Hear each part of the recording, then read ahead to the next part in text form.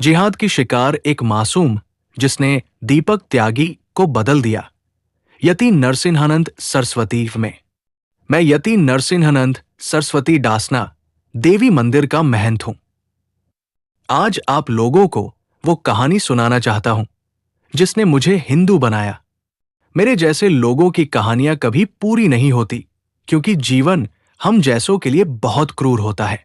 मेरी बहुत इच्छा है कुछ किताबें लिखने की, पर शायद ये कभी नहीं हो सकेगा क्योंकि हमारे क्षेत्र के मुसलमानों ने जीवन को एक नर्क में परिवर्तित कर दिया है जिससे निकालने की संभावना केवल मृत्यु में है और किसी में नहीं है।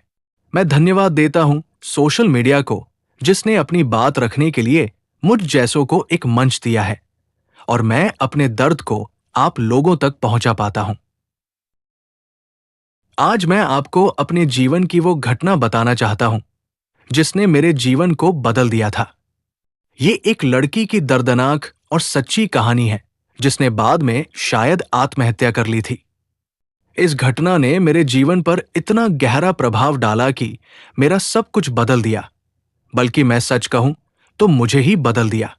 बात 1997 की है जब मैं दीपक त्यागी, मेरे सन्यासी जीवन से पूर्व का नाम, विदेश मॉस्को से इंस्टीट्यूट ऑफ केमिकल इंजीनियरिंग से एमटेक एमटेक की शिक्षा पूरी कर वापस अपने देश आया था। मेरा जन्म एक उच्च मध्यम वर्गीय किसान परिवार में हुआ था और मेरे बाबा जी आजादी से पहले बुलंदशहर जिले के कांग्रेस के पदाधिकारी थे और उन बहुत कम लोगों में से थे जिन्होंने पेंशन नहीं ली आजादी के बाद स्वतंत्रता सेनानी के रूप में। मेरा जन्म क्योंकि एक त्यागी परिवार में हुआ था।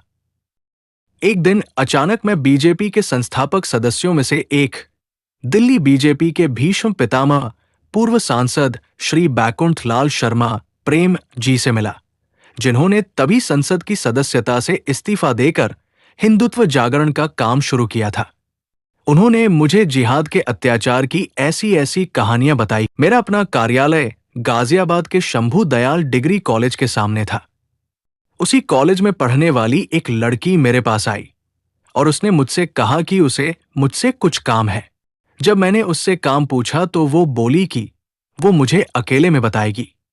उसने मुझे बताया कि 1 साल पहले उसकी दोस्ती उसकी क्लास की एक जिहाद लड़की से हो गई थी, जिसने उसकी दोस्ती एक जिहादी लड़के से करा दी।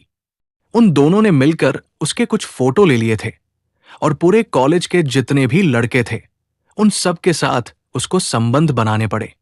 अब हालत ये हो गई थी कि वो लोग उसका प्रयोग कॉलेज के प्रोफेसर्स को, अधिकारियों को, नेताओं को और शहर के गुंडों को खुश करने के लिए करते थे।